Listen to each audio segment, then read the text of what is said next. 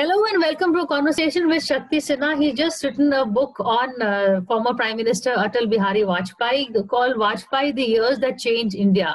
Congratulations on your book, Shakti. Can we see it? I don't have my copy with me right now. So if I can ask you to hold it up. See, well, it's come with Vajpayee that changed India. Thank you, Priya. Thank you for talking to me. And of course, it's coming right on his birthday, in fact, on 25th December. So it's a token to commemorate that event. And also, Shakti's been with the Prime Minister Vajpayee. You know, he's known him since the 80s, but he's worked with him as a private secretary during his first stint as Prime Minister in 96, then when he was a leader of the opposition, and again as Prime Minister in 98. So he's been there through quite a few transformative events that have taken place during Vajpayee's Prime Ministership. I would today like to focus on, of course, the Lahore Bus Yatra, the Kargil War, and before that, one of the first things that the Prime Minister did was actually going for the Pokhran 2 bomb. In fact, something that happened, I think, on your birthday, Shakti, if I'm not wrong. Yes, the Operation Shakti happened my birthday, May 11th. Yes. And what I like about the book is there's a lot of research has gone into it. Of course, it's a view from the inside, and insiders really writing it. So you get to know a lot about how, the decisions the Prime Minister takes, especially one who's running a coalition government, all the compulsions, all the, what all he has to weigh and what all happens before a consensus is reached. Because don't forget, Vajpayee is also known as the consensus Prime Minister. He ran a very unwieldy coalition. He was the first BJP Prime Minister in office, and he had to take care of, I think, 23 alliance partners, out of which there were the mercurial Mamta, the tantrum throwing Jayalalitha. So he did have his hands full, as did all of you, I think, in the PMO, Shakti. Yes, it was very eventful. I was just telling somebody that people now look back and think, oh, those very simple days, good days, happy days. There was not a day when you're not skating on thin ice. There was not a day where you could say that tomorrow also we'll be still here in the same place, So it's so, one of the reasons why I wrote the book was precisely that, to tell people that governance is not easy. And we look back and say, oh, somebody was a great man. But while he was doing it, a lot of people were throwing stones and brickbats every step of the way. So it's been a difficult journey. It was a very difficult journey, but a momentous journey. I thought I must bring out the facts, let people decide whether he was right, wrong, or whatever. And the book really focuses on his Prime Minister's office, which is where you were, not really his equation so much with the party or with Advani, which was also one of the recurring undercurrents of his Prime Ministership. Why is that? One, I wanted to write a book for the layperson, younger generation. I also wanted a book which historians and the political scientists could use and understand. And therefore, I wanted to explain what were the issues and how they were being handled with. Now, the lot of micro details, you have to pick and choose. My contract with the publishers was 65,000 words. The book is today 1,15,000 words. So you have to somewhere take a pick and choose in what to carry, what not to carry. Some of it you consciously avoid because it can then distract. By becoming gossipy, it distracts from the main message of the book. So I have anecdotes, not that I don't have anecdotes, but I'm not into that I told you this happened. I thought that would actually take away. And the tensions were so much in any case, so important, that some of these minor details I thought could let other people do it, let others also write books. Okay. Yes, we've seen a lot of books on Vajpayee suddenly, actually. But to begin, let's talk about the first big event, the Pokhran blast. You've written in detail about, how it happened, and also how it was kept a secret from everybody, literally, in the PMO. Very few people knew about it. So a little bit, can you tell us about that fateful day, the night preceding it, how the decision was taken? No, this was taken much earlier, but let's talk about the purposes.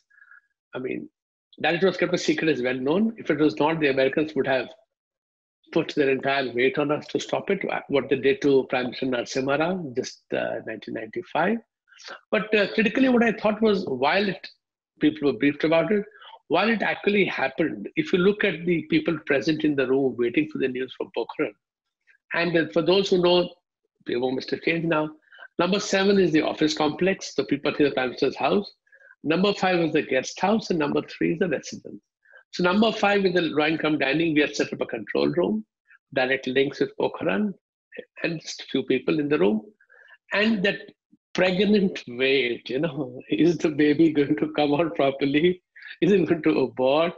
It was an amazing amount of tension in the air, electric tension, nervousness, pride, happiness. So it was a very odd mixture of things happening, but you knew that this was literally a make or break event. And when it did happen, you could have seen the joy, which was not the 21st century jumping up with joy. It was a very quiet joy, but you could see to the face that yes, we said we would do it. We said India should do it for 35 years. Now we have done it. So I think that element of responsibility, but yet that element that this is what the nation deserves and needed. So it's a combination of happiness, pride, and yet necessity. Yes, this had to be done. So I think it was a learning experience for me. And I think history should understand why it happened. And, that's what I try to explain. Why it happened and post-Pokhran, the diplomacy, both with domestic and international. You've written a great deal on that also. Especially, we had to face sanctions from America. We had also, we gave China as the reason for the blast, and that came. We had to deal with that also. So, can you a little bit of that? Can you tell our reader? See, why did India want to have a nuclear weapons, and therefore they're testing it out? 65, 64, China does the blast. We did not. 67, the non-proliferation treaty comes in, so that no other country now become a nuclear power. And you felt one unjust nuclear apartheid, but you also felt threatened that China had nuclear and missile technology. China was transferring this to the Pakistanis. So now you're threatened on both sides. So should you spend your entire time being threatened, or should you do something to neutralize the threat?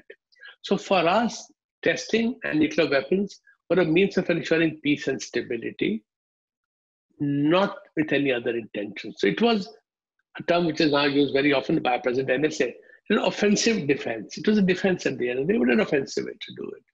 You had to do it to preserve India's supreme national interest. And you also had to do it because you can't be a great power without doing it. But when the tests happened, the world came down on us like a ton of brickbats. Japan, I can understand, Hiroshima, Nagasaki. Americans, the language used, the sanctions used, it was absolutely at a low level. Australia, Canada. Australia was so desperate, they told the Pakistanis, if we give India 6 million a year, we'll give you 12 million a year if you don't test. 12 million a year? These countries had no idea how the world had changed, But yes, we faced lots of pressures, nuclear sanctions, and therefore no access to concessional international funding from the World Bank and the Asian Development Bank, which you needed a lot. Other domestic financing stopped. Your commercial projects could not access funds from outside. So, and you were being thrown out of every meeting, basically. You're being asked not to be there. So it was a difficult time, and yet we handled it calmly. There was no element of panic in it. We knew who our friends were, who knew who our potential friends were, more important. That yes, America had to be cultivated. Yes, France could understand it more easily than the others. They would talk to France more. Russia was problematic. China was the factor. Not that we use China as an excuse. China was the factor. And Vajpayee's letter makes it clear. Those situations have improved with China. They had possession of our territory, and they have allowed Pakistan to become a nuclear power. So I think this was necessary to understand, and which is what I tried to do, to understand the kind of pressure that the Vajpayee government faced throughout that period internationally and domestically, of course. People said you should have tested, but you should not have told the world you're testing. All kinds of things were told, So that is true. That was one of the solutions. I think it was Mulayam Singh's solution, right? His solution was, why do you tell the world? You should have tested, but don't tell the world. And Sonia Gandhi. Why do you need to test at all? We have said we will test, but we didn't test. So why did you test? If you said you will test, please test. Sorry.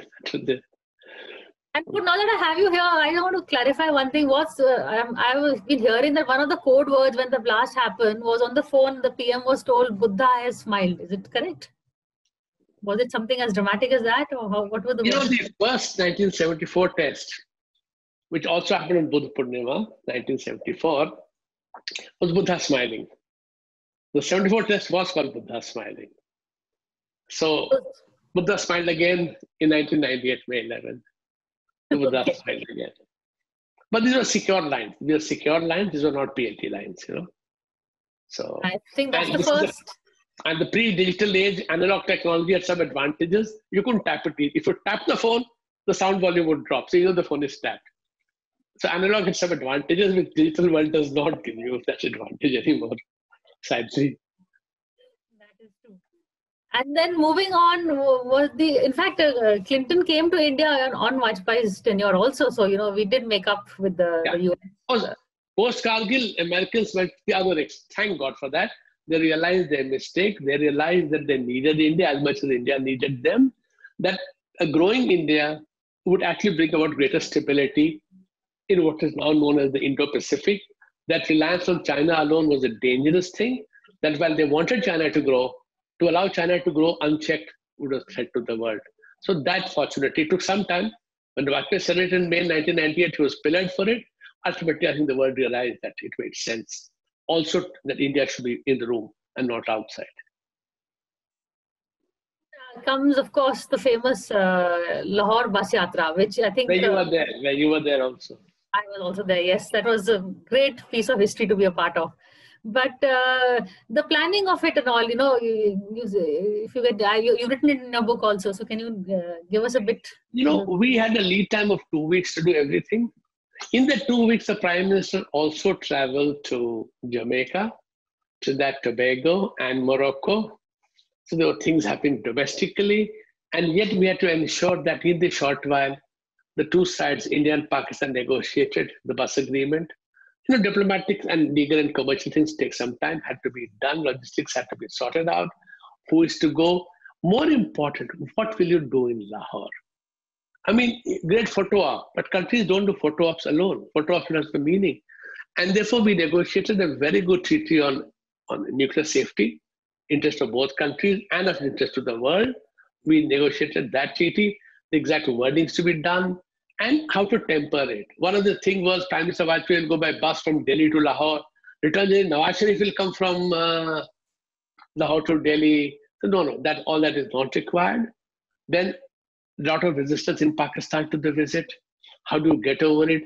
Days before the visit, an Indian parliamentary delegation was in Lahore, and they were given long lectures on what an awful job India is doing in Kashmir. I mean, so you had pulls and pressures all the time happening. Okay, Nawaz Sharif will come before the Lahore visit because Pakistan is playing India in a test match. So no, not possible. So we took Mr. Vajpayee to Firozshah Kotla to meet the Pakistani team and later host a reception for them. So, you had to do multiple things at the same time. And we were not too many of us trying to do that. So very fine group of officers in the Prime Minister's office, in MEA, in Delhi government, DTC head, the late Mr. Chima. Amazing job they did in a very, very short while. So it was a relatively small number of people really working hard to get the visit together and get it. Compilation of the bus, you were saying that, a lot of egos and a lot of the right symbolism, the right messaging, and how did that work out? It worked out very well. Even today, people refer to it. And we needed a group of people in India who are representative of India, so make sure people from all groups are there. And what should I say? Yet not over-project, yet not try to see that now we have solved the problem. That would be very foolish. And therefore the Lahore Declaration, and people didn't read it, was actually a very realistic declaration saying that we have to work together. So that was something I think that you have to manage expectations every which way. So not an easy job, but in retrospect, I think necessary. Had we not gone to Lahore, things would have been very different. India would be seen as a dangerous player and not a sensible nuclear nation wanting peace with its nuclear neighbor. So I think Lahore and Kargil between them really helped. But there's a link between Lahore and Pokhran also then. You think it is to send the right message post the blast? Absolutely. See, the world was a state of panic. There are two developing countries, large number of poor people. India has this Hindu fundamentalist party called the BJP in power. They are loonies. The Pakistanis are loonies in any case to begin with, and they to start fighting and they bomb the shit of the world, etc., etc. Please. Okay, Pakistanis did dangerous things, which Musharraf showed in Kargil. India was not going to go on any dangerous route. We were clear our nuclear weapons are for defensive purpose, which is why even today, probably total nuclear this thing is less than Pakistan, because we were clear we needed for deterrence purposes only. We are not in the one-upmanship game. But the world didn't believe you. So you had to show out after doing our test, after establishing the need for our deterrence, we are now open to the world. We want to have good relations with Pakistan. To tell the world, one, our weapons are not Pakistan focused. Two, we are not offensive. Now that we are comfortable, we want to open up. That messaging to the world, as much as to India and Pakistan, was very necessary. They can come back and also talk about what happened in Lahore at the Wagah border when Musharraf didn't come, the army chiefs didn't come. And in fact, you wrote also how they all, when they did come at the airport, they were in the uniform and they were maintained the uniform throughout all the interactions. And you thought that sent a messaging of its own. We were in the midst of talking about the Lahore trip. So the Vajpayee-Musharraf equation, when did you figure out something is not quite right and the way Musharraf behaved, if you can tell us? See, when we crossed the border, there was Prime Minister Nawaz Sharif, his brother, Mushahid, the Minister Information, everybody else, the Governor of Punjab, Mr. Hamid was there. The three service chiefs were not there in the border. Anyway, it was not a ceremonial welcome, just okay. But it was noticed that they were not there. And we knew that they were not happy about it. It's not that we were unaware of it. We were aware that they were unhappy with the visit, but we didn't know how much. But then when we landed by helicopter, we took off when we crossed the border from Atari into Wagah and boarded the Pakistani choppers and landed at the lawns of the governor's house in Lahore, there equivalent to the Raj Bhavans. The three chiefs were there. As I mentioned, they're working uniforms. Now the services have levels of uniform that they wear, the ceremonial, the day-to-day, etc., etc. All kinds of gradations are there. And they have ceremonial purposes. They were in working uniform. They were not in ceremonial dresses. So that was one. But they were there. So it was not that they were present. They were very careful to ensure that they were present. They were not boycotting the visit. But then they were there later on also. In fact, I remember at lunch or something the other day, Musharraf was very much there. And in fact, before that, we were chatting on the sofas in the evening after we landed. Musharraf was very much there and sitting quite close to me, in fact. We didn't realize that he would become a famous person very soon. So they were there.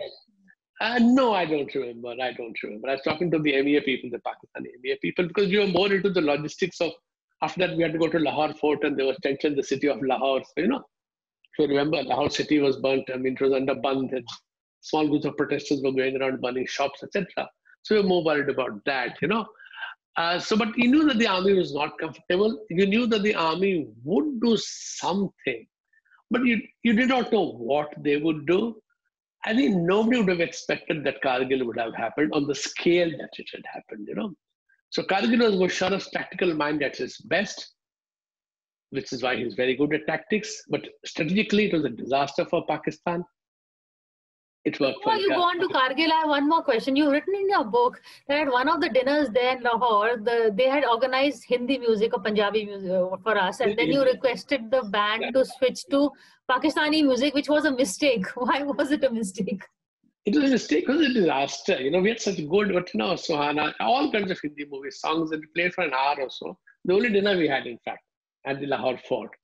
But after an hour of history, Hindi movies, you want to hear something else also. This is why you guys play some Pakistani music, We played some Pakistani film music, and I said it's a disaster because, frankly, our music was I'm probably more lively, I was more used to it. So it was an aside only, not a very serious thing. I thought that, our music was better. not that I should compare the two. I wouldn't compare music to music, but possibly a bad choice of songs. But no, it was no great shakes. And Vajpayee, of course, he took off the poet in him. This is really his moment for some, Yeah, he was very conscious of the speech he was going to give, conscious of the language he would use at the Minar-e-Pakistan, and of the speech he gave at the reception, the civic reception, as they called it, in the governor's house again, where I must say, and we moved around, you were there, and I moved around a lot of people and met them. They were all happy and excited about it in Lahore. They felt, yes. In fact, Nawaz Sharif said so. If Mr. Prime Minister was standing in Pakistan, he wouldn't for elections anywhere. The feeling was buoyant, but Mr. Vajpayee wanted to send out a couple of clear messages. One, we accept you as a sovereign nation. We have no aims and designs on you. A happy, prosperous Pakistan is something that India wants. that message from a BJP leader, because they associate BJP, this thing, Akhand Bharat, etc., to say, I was against partition, it's over. It's a closed chapter. It's happened. You are a sovereign country. You don't need my mohar to exist, Meri mohar ka avashyakta nahi, aap hai. That was so he was very clear, and he thought he would use his poetry for it. So we had to take out the exact lines of the poetry that he was going to recite, Jang na hone denge, again to say the same point. Let us live in peace. You live your life, we lead our life. So no bale bale, you live your life in peace, so will I. So that was why I think he realized that this was an occasion to send a message, not just to the government of Pakistan, the Pakistani establishment, and the people at large. And of course, the Kargil happened. But I remember, in fact, I was at that time in Sunday magazine, and I remember again those days the magazines would go to bed, and it would take a week before they would come out. And a week before the war was declared won, I asked you, "Can I say victory?" And you thought about it. I said, "It's going to come out 1 week later," and you said, "Yes, go ahead."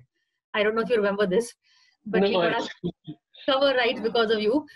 What made you so sure within a week? I mean, there's obviously back channel talks were happening. Yeah, absolutely. I mean, you can't, as I said, you just can't go to a place and have a photo app, There has to be substance behind it. And I think the whole effort was that while the photo op is important, the people understand photo op. They don't care anything what's written in official document. But the two countries to exist together need a lot of understanding on micro issues, the nuclear safety issues, testing of missiles. How do I know that the army exercise you're doing is not threatening me, but it's only for your own good? So you need protocols on many, many issues. And the two countries had to work out together.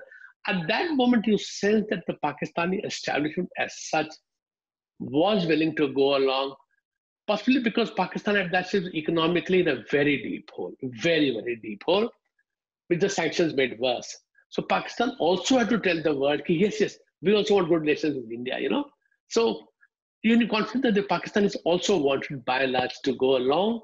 What we underestimated was how much they were prepared to go along to wish for normalcy, not prepared to go along to wish for improved relations. And that is where I think that nuance, somewhere that in hindsight, we should have got it, but we did not. A little bit about Vajpayee himself, the man. A lot of stuff has been written about him, and the impression generally is that he was a man for the grand gesture, but not a details man. But in your book, you write that he was very much a details man. Also, he read through copious notes. He was, in fact, you were also burning the midnight oil along with him many occasions. Yeah. See, he knew in that sense. He was aware of his limitations and of self-confidence. He knew that the Ministry of Economics he would not get. He didn't get into that. Economics, he was a larger picture man. Many policy issues and telecom, he was a larger picture man. Yes, telecom industry must survive. Yes, people must get phones at cheaper rates. Very clear on that. Not how to negotiate a contract. But on diplomatic and strategic issues, he was very much a hands-on person on politics. I mean, the meticulous research he did before he gave any important speech in Parliament or even the speech at Lahore. The fact that the foreign policy briefs, and I joke about it, they're called briefs, but they're 200 pages. He would have read everything, he would have questions on small issues and use nuggets of, sometimes the high-level meetings are very boring because there's nothing to talk, there's really nothing to talk. There would always be some nugget of information you could use small talk to break the ice and begin conversations, which he could do. So that is what I felt, that the picture of Vajpayee as being a laid-back person, incorrect. I mean, when he's recording an interview or recording a speech to the nation, he would do it 5, 6, 7 times if there was something wrong. I would get frustrated. I would start looking at my watch, No. Where it was important for him, I think, to put in, he did put in. Otherwise, a person, son of a school teacher from Gwalior, or from Brajbhumi, Bateshwar, would not have reached where he was, but for the ability to do hard work and to know where to press ahead, what are my strengths, and where I should take a step back. So I think we need a more nuanced view of our leaders, not these caricatures that people love, or this is good or bad. XY is good or bad. No good, no bad. There are layers and layers, and you must try to get a much more realistic and a much more comprehensive picture than these caricatures, as I say, that we see very often, And that's what I try to do. I'm not a fan in that sense of being uncritical, but I think there was a need to bring out these multiple aspects of his job and of his personality without passing judgment. I don't think so pass judgment at any stage. I hope I have it at least, but to bring out these nuances. It is definitely a well-researched book, and also, a lot of insights from someone who was there on the inside. So being so close to that period, I definitely did enjoy reading it. Before I let you go, I want to ask you two questions. Now, this will require yes, and one will require yes and no answer. Which was his most difficult ally that he had, his favorite ally and his most difficult ally? I've written somewhere in the book, right in the beginning, every ally was good to a point, except when it came to the home state. So Jayalalitha obviously wanted the DMK dismissed. Mamta wanted the left front dismissed. Naveen Patnaik wanted the Congress dismissed in Odisha. Nitish Kumar wanted the RJD regime in Bihar to be dismissed. So on one hand, every one of the allies had their bugbear, every one of them. Some were more sophisticated, like on sense of demands from the center.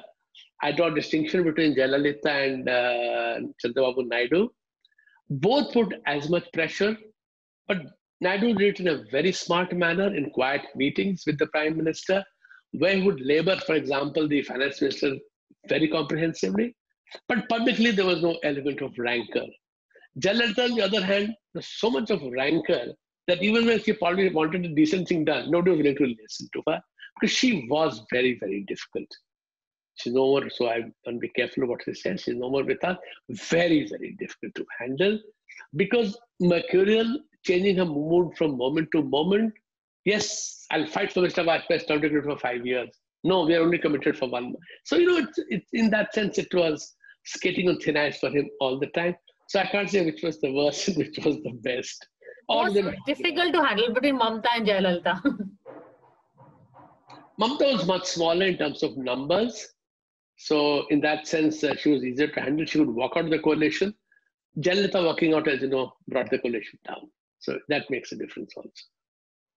But he also had the very paternalistic, avuncular air about him, which, I remember he used to scold Mamta and she used to take it. So they did have that thing which may be not there with Jayalalitha. Jayalalitha is difficult to be paternalistic. Yes, you have a point. And Mamta, in that sense, was fairly different from what I can see her public persona now. I have no method knowing what she is now. She was far more than willing to listen to problems and ideas. And, That one vote when the government fell, what was the mood like then? We know the speech he gave, but that was the... No, he's still expected to pull through. He's still expected to pull through. So it was a shock. To me, it was a very big shock, which suddenly, as if the earth is given way kind of thing. So he recovered pretty fast. He recovered within hours of it. But the first moment was a complete shock, as if an earthquake has hit you, The house, I don't remember when the votes came in. Was he in the house at that time? Yeah, he was in the house. Because they have just voted. Everybody had just voted. So, and I say we gave extra credit to Gujal Gomango. There were problems from the NDA side also. They lost at least 2 potential votes, in which case the results would have been different. In hindsight, it is good that they lost. They would not have come back to power with the larger numbers in the elections after 6 months. So in that sense, those who brought him down actually did him a favor by making him a stronger prime minister. Karma on his side, one would say. But thank you so much, Shakti Sinha, for this interview, and wish you all the best with your book. Thanks a lot. Thank you. Thank you.